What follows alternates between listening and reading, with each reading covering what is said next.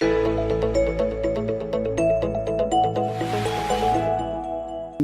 week's Parshiot of Achrei Mot and Kedoshim are filled with laws that seem, at least to modern or postmodern ears, to be foreign, mysterious, strange. They make many people uncomfortable. Many people even find them to be objectionable.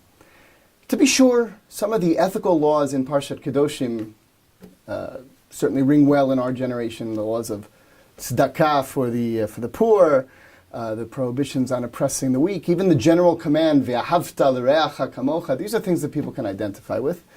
But most of the laws in these parshiot are of a ritual nature, not really rational, very, very difficult to understand.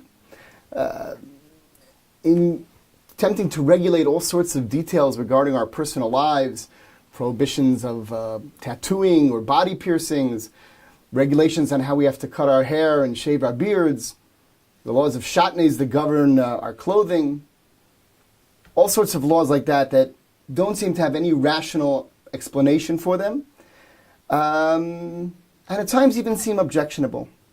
It's important to note that it wasn't always this way.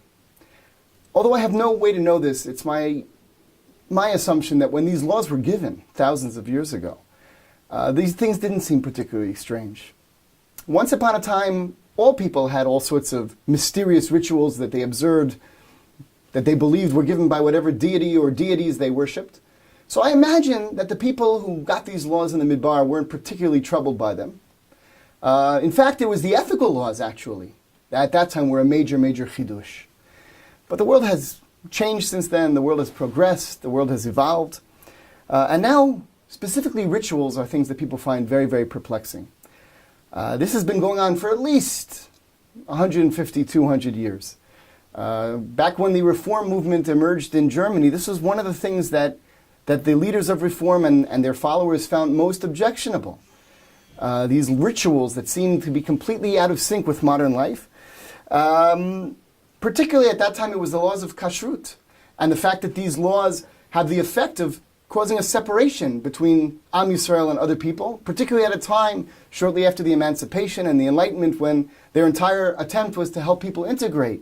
And to be fair, that does seem to be at least one of the purposes of the laws. The very end of Parshat Kedoshim tells us, V'hivdaltem, thou shalt distinguish, bein ha-beima ha-te'ora la-tmeya, uvein ha'of ha-tamei la-tahor. You have to distinguish between the permitted animals and the unpermitted ones.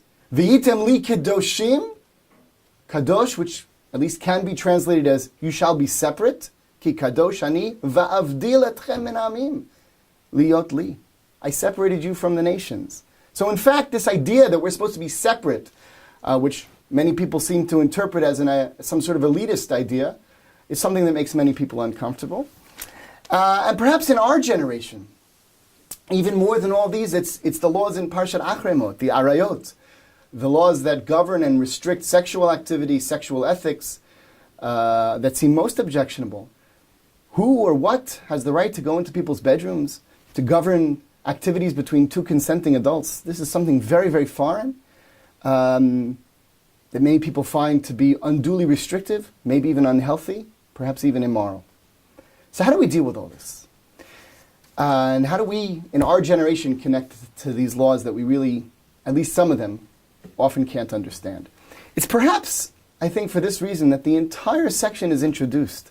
Vaydaber Hashem al Moshe Achrei Mot Shnei Bnei Aharon Bekorvatam Lifnei Hashem Vayamutu.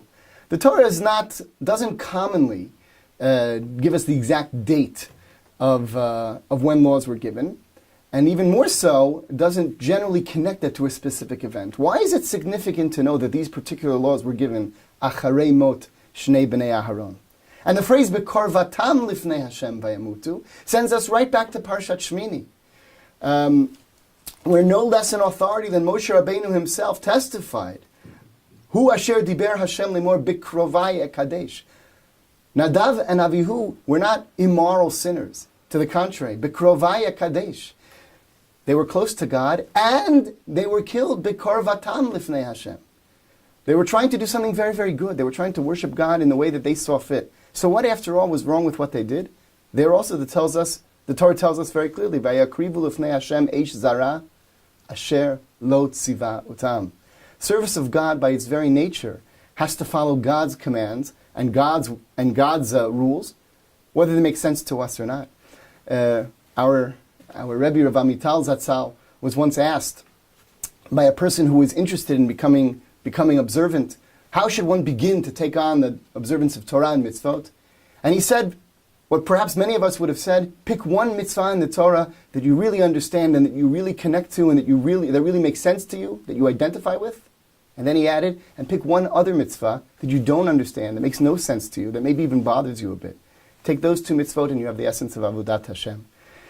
So perhaps with time, as the ethical laws that perhaps once seemed strange now make sense to us, perhaps one day we'll understand the ritual laws as well. But until then, this is a lesson, I think, of Achrei Mot Shnei Bnei Aharon, that we have to embrace the entirety of Torah and observe those parts we don't understand with the same enthusiasm that those that we do.